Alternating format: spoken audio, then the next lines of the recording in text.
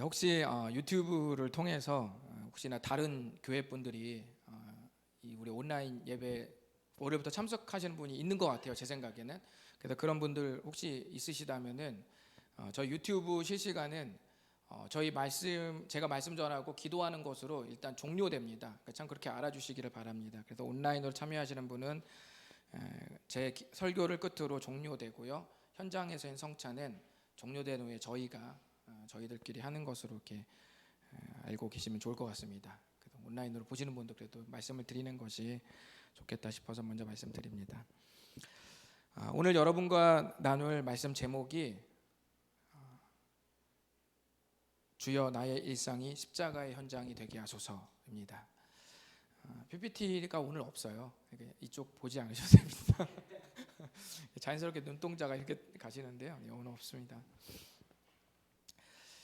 오늘 제목이 나의 일상이 십자가 현장이 되게 하소서라는 제목인데, 좀 전에 우리 고정호 집사님께서 읽어주신 말씀은 전부 골고다 언덕 십자가의 현장에서 일어난 일입니다.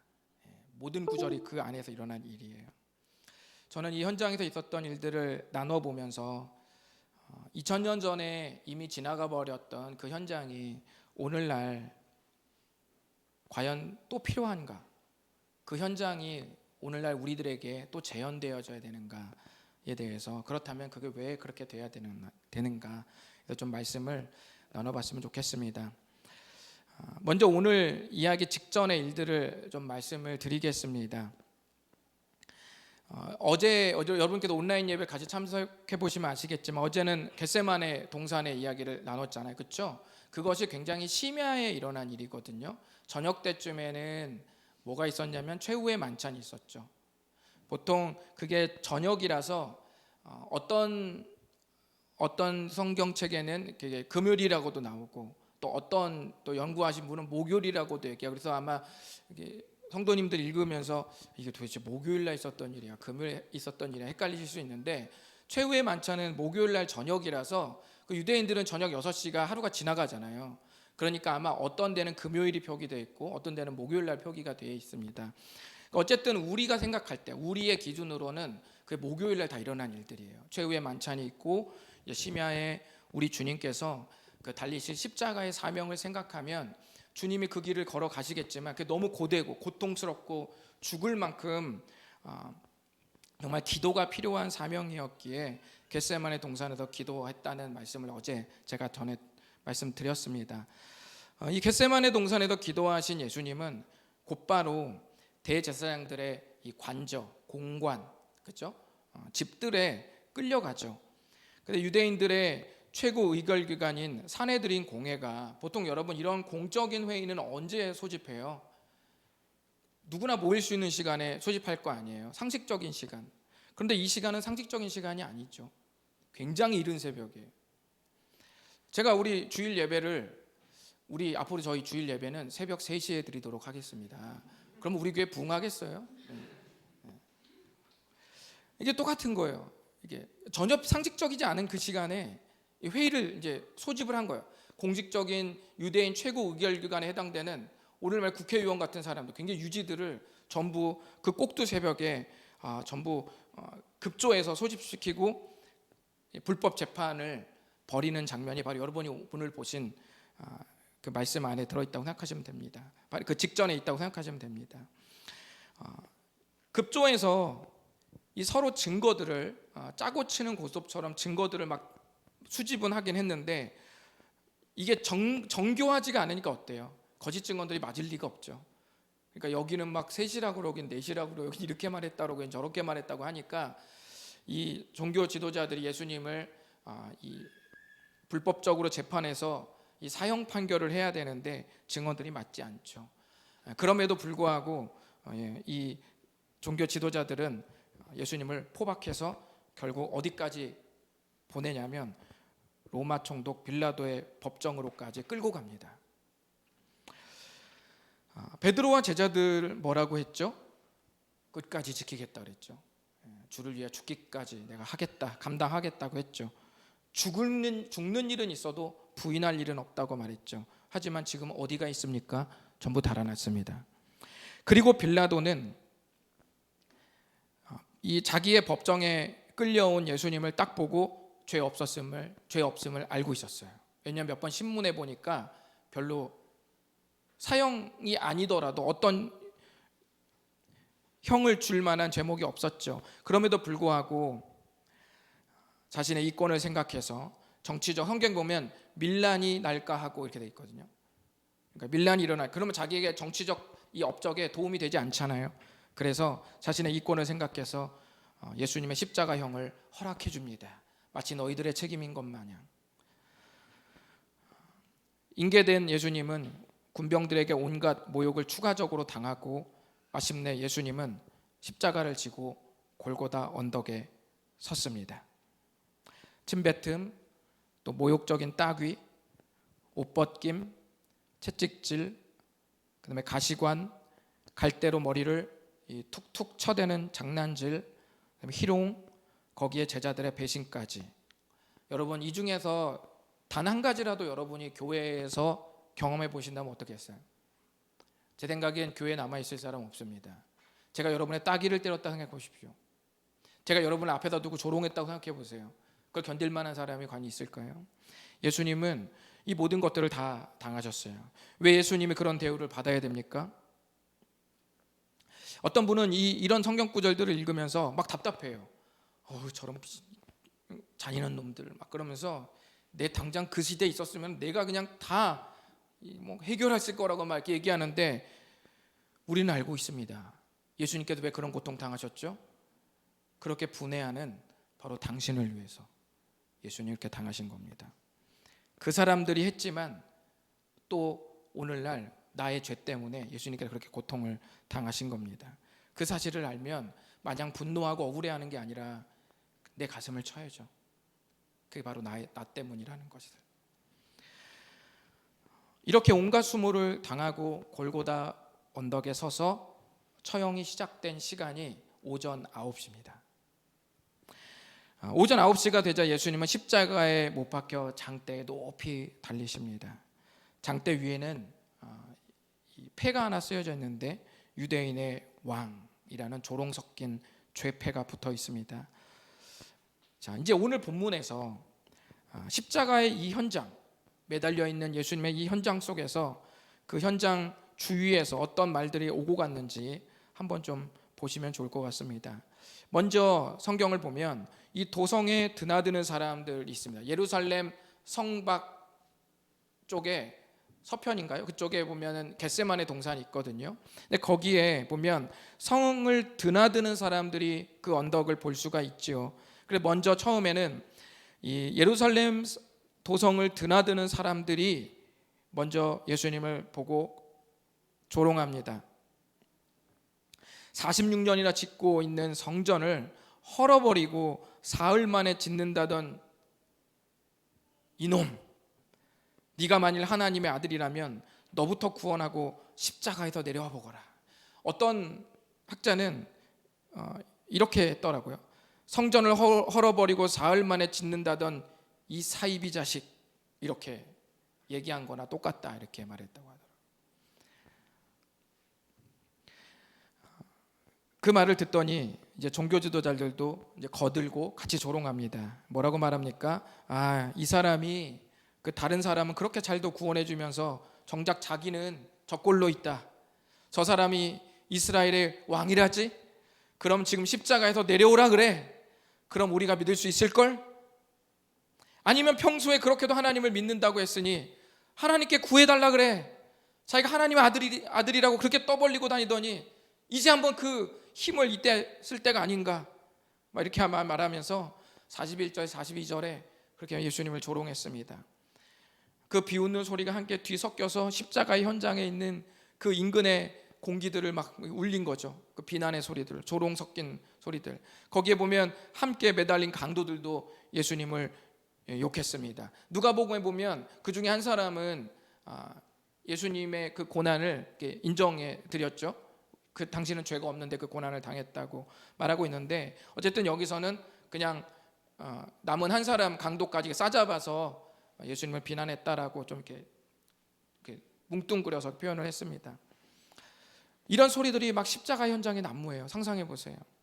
한 사람이 피를 흘리고 무죄한 사람이 그렇게 달려져 있는데 그 앞에서 조롱 섞인 소리들, 웃음들, 그것들이 십자가 현장에서 여러분이 상상할 수 있는 바로 그 장면들입니다. 그리고 오전 9시에 집행됐던 시간이 이제 3시간이 흘러서 이제 12시가 됐어요. 온 땅에 갑자기 어둠이 임하기 시작합니다. 가장 정오에 햇볕이 쨍쨍할 그 시간에 온 땅에 어둠이 임하기 시작해요. 사람들이 좀 두려웠겠죠? 조롱 섞인 말을 하던 막 그 사람들이 뭔가 침묵을 하고 뭔가 두려웠을 거예요. 뭔가 이게 아닌데. 제가 묵상을 하다가 좀 든 생각인데요. 그 어둠은 그 현장에 있는 사람들이 먼저 퍼뜨린 게 아닌가 이런 생각도 먼저 해요.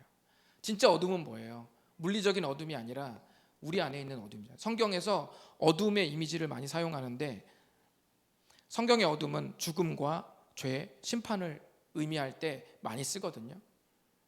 그렇게 보면은 실제 어둠이 그들의 어두운 내면을 폭로한 셈이 되는 거죠. 이 어둠이 언제까지 계속될까요? 또 3시간이 지나서 오후 3시까지 무려 3시간 동안 어둠이 온 세상을 덮습니다. 그때 예수님이 남은 힘을 다해 외치셨어요. 나의 하나님, 나의 하나님, 어찌하여 나를 버리셨나이까. 여러분 이 구절을 읽으면서 어떤 생각하셨어요? 이것은 사실 시편 22편 1절이거든요. 여러분 시편 22편을 읽으시면 예수님을 가리켜서 얘기한 내용들이 많이 나옵니다. 1절 말고도 많이 나와요. 그런데 어쨌든 예수님은 시편 22편 1절의 말씀을 마지막에 외치시면서 마지막 힘을 다해서 이렇게 자신의 고통을 이 22편 1절의 말씀으로 표현하셨어요. 시편 22편 말씀도 보면 다윗이 굉장히 절망적일 때 한 말이거든요. 그 시대로 넘어가면 다윗이 너무 괴로울 때 나의 하나님, 나의 하나님 어찌하여 나를 버리셨습니까? 라는 그런 절규 맺힌 그 고백이 그 다윗의 그 고백이에요. 근데 그 고백을 예수님께서 그대로 따오셔서 하시죠. 다윗의 자손 예수님께서 그 고백을 그대로 따옵니다. 그래서 시편 22편이 통상적으로 메시아 시편에 해당이 되는 것이죠.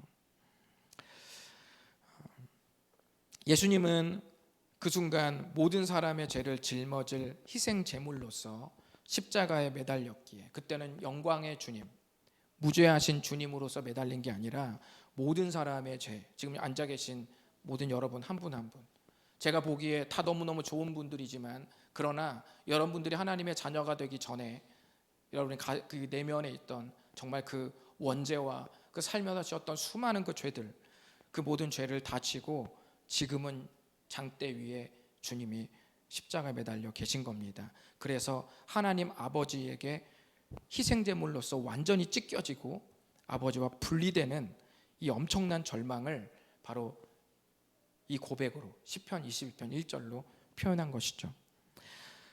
그리고 나서 50절에 보면 예수님은 마침내 십자가에서 죽으십니다. 제가 아까 말씀드렸죠. 십자가 현장에서 어떤 일이 있었죠. 대부분 예수님을 오해하고 조롱하고 비웃었죠. 저는 이 모습이 오늘날과 너무 비슷하다는 생각을 해봅니다. 왜냐하면 오늘날 제가 창립주일 때도 말했지만 오늘날 기독교가 가장 비호감 종교 중 하나로 전락했기 때문이에요. 기독교를 향해 쏟아내는 조롱과 날선 비판들 보세요. 얼마나 듣기가 민망할 정도인지. 제가 여러분 오늘 밤 10시에 업로드되는 영상을 보시면 거기도 제가 좀 한 3장 정도 올려놨는데요. 안티 기독인들 사이트에 돌아다니는 그리고 순화한 것만 제가 올려놓은 거거든요. 얼마나 기독교를 우스꽝스럽게 풍자해냈는지 여러분께서 한 사진 3장 정도로 한번 오늘 영상을 보시면서 눈으로 한번 보십시오. 그렇게 우리가 비난받는 종교가 되어버렸습니다. 그런데 그것이 그 사람들이 오해하거나 왜곡해서 비롯된 것도 있지만 오늘날은 또 뭐도 하나 더 있어요. 물과 기름처럼 성경과 일상이 괴리된 우리들의 삶에서 나온 것도 있어요. 우리 때문에 더 예수님이 비난받는 것도 있어요. 찬양의 삶을 산다고, 거룩한 삶을 산다고 했던 우리의 거칠의 외식 같은 삶들이 오히려 그 사람들의 분노를 더 자극시킨 것도 있습니다. 현대 사회에서 보는 기독교는 어떤 집단이에요? 비상식적 집단이죠. 코로나 때 더 모이는 집단, 돈을 밝히는 집단, 가장 거룩한 성직자가 가장 파렴치한 행위를 하는 집단이 바로 오늘날 수많은 사람들이 보는 기독교의 참 모습이 되었습니다. 차마 입에 담기 힘든 욕설로 예수님을 비난하죠. 어찌 보면 2000년 전 십자가의 현장에서 들려온 그 소리, 그 비난들과 지금의 우리 기독교가 보고 있는 예수님과 또 여러분들에게 향한 그 비난이 얼마나 비슷한지 모릅니다. 그때 당시에 그 비난의 정도가 지금과 더 심하면 심해 결코 덜하지 않아요. 순화한 거 아니에요. 여러분, 하나님의 아들을 향해다 갈대로 머리를 툭툭 대면서 유대인의 왕이라고 외친 그 조롱이 오늘날과 그거 작지 않습니다. 저는 비슷하다고 보는 거예요. 그런 면에서 저는 십자가의 현장은 오늘날도 아직 끝나지 않았다. 그때와 지금과 현장이 똑같다면 뭐도 있어야 됩니까? 그 현장에서 있었던 그 믿음의 사람들이 있었듯이 오늘날 우리도 믿음의 사람이 있어야죠. 그 현장이 재현된다면 이제 우리들도 여기에서 십자가 현장을 재현하는 하나님의 사람들이 또 필요한 겁니다.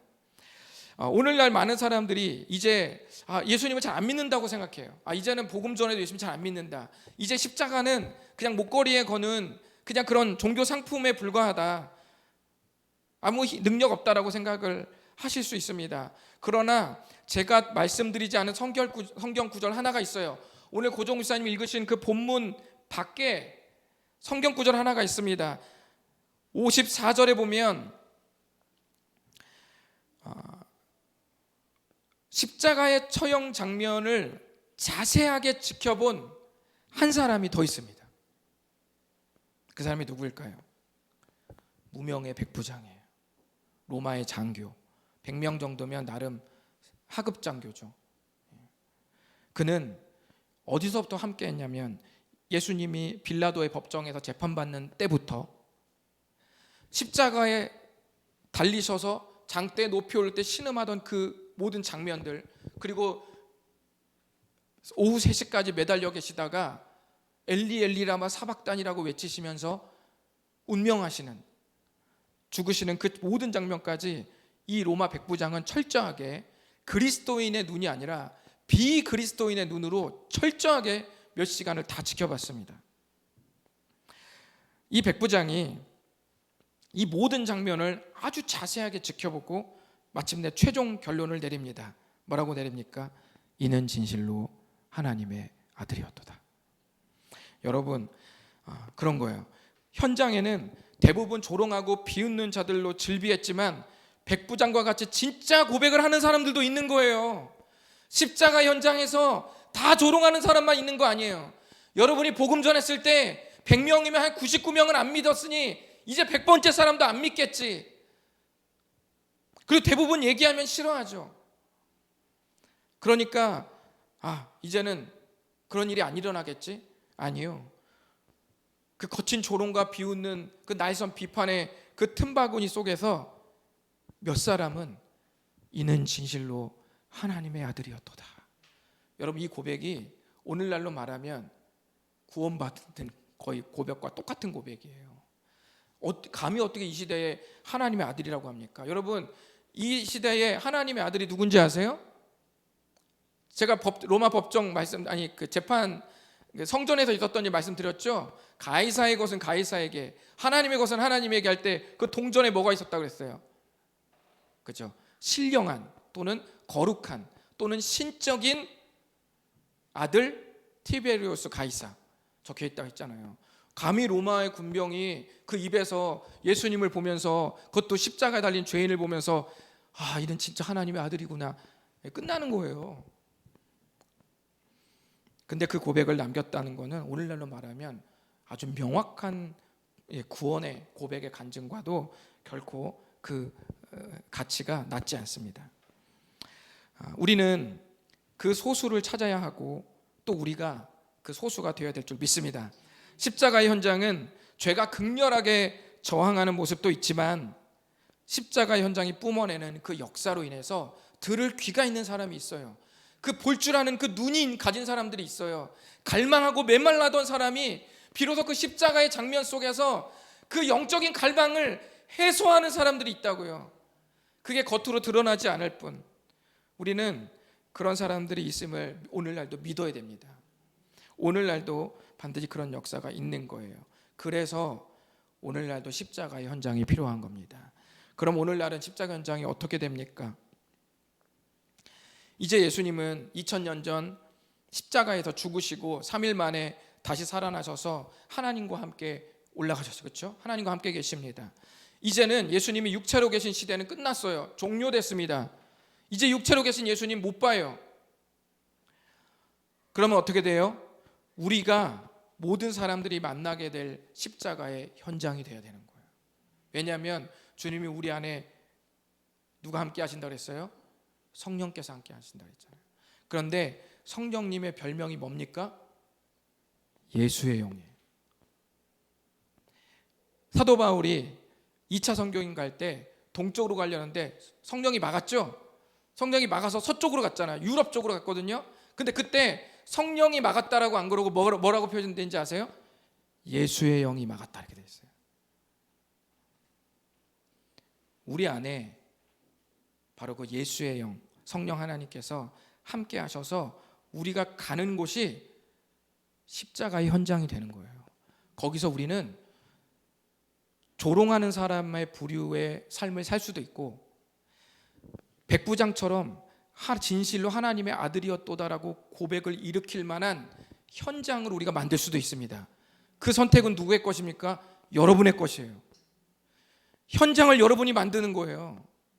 여러분이 가면 그게 십자가 현장이 되는 거예요. 단 그 십자가 현장에서 여러분을 보고 그리스도를 조롱할 사람이 생기든지 그리스도라고 고백할 사람이 생기든지 둘 중 하나인 거예요. 그 현장은 여러분이 만드는 것입니다. 주님이 말씀하셨습니다. 내가 진실로 너희에게 이르노니 나를 믿는 자는 내가 하는 일을 그도 할 것이요 또한 그보다 큰 일도 하리니 이는 내가 아버지께로 감이라. 예수님 가셨습니다. 우리에게 더 큰 일도 할 수 있는 성령님의 은혜를 부어주셨습니다. 성령 하나님께서 여러분의 삶을 십자가의 현장으로 만드실 겁니다. 그리고 분명히 여러분이 믿음을 가지고 사시면 제2, 제3 백부장들을 주님께서 여러분 만나게 하실 것입니다. 여러분이 만들어 놓은 현장을 통해서 그 고백들을 여러분의 귀가 들으실 수 있으실 겁니다. 여러분 윌리엄 캐리의 고백처럼 하나님을 위해서 위대한 일을 시도하시고 하나님으로부터 위대한 일을 기대하시는 여러분 되셨으면 좋겠습니다. 오늘 성찬할 때는 이 부분을 놓고 좀 기도했으면 좋겠습니다. 주님, 내가 십자가의 현장을 만드는 주인공, 그게 나라고 말씀하셨는데 주님, 내가 펼쳐질 그 현장에 제2, 제3의 백부장들이 생기게 도와주십시오. 오늘 성찬하고 기도하실 땐 바로 그 부분을 놓고 기도하시는 거예요. 그렇게 될 줄 믿습니다. 기도하겠습니다. 하나님 아버지, 오늘 우리가 성찬을 주 앞에 떼기 전에 먼저 하나님 말씀 앞에 헌신할 말씀을 들었습니다. 예수님이 육신으로 계신 시대는 이미 끝났고 이제는 바로 예수의 영이신 성령 하나님께서 나와 동행하시기에 내가 살아가는 모든 현장들이 십자가의 현장으로 바뀌어지게 되었음을 믿음으로 바라봅니다. 그 십자가 현장에서 내가 조롱하는 그 도성을 지나다니는 사람이 될지, 종교 지도자를 만들어낼지, 아니면 제2, 제3의 백부장을 만들어낼지, 그것은 우리가 만들어낸 현장에 따라 달라짐을 고백합니다. 주여, 우리가 악의 도구가 되지 말게 하시고 하나님의 영광을 올려드리는 의의 도구로 쓰임 받기를 원합니다. 우리 몸을 하나님이 기뻐하시는 거룩한 산 제사로 드리기를 원합니다. 안티기독사회와 수많은 비난과 날선 비판이 이 시대를 덮고 있지만, 그러나 그 덮고 있는 비난들을 뚫어내고 이는 진실로 하나님의 아들이었도다라고 고백하는 그 현장을 만들어낼 그 주인공으로 살기를 원한다고 고백하는 하나님의 사람들 될 수 있도록 도와주시옵소서. 이 성찬이 바로 그러한 삶을 주 앞에 헌신하는 성찬이 되도록 축복해 주옵소서. 예수님의 이름으로 기도드렸습니다. 아멘. 이 시간에는 좀 성찬을 하실 텐데요. 먼저 성찬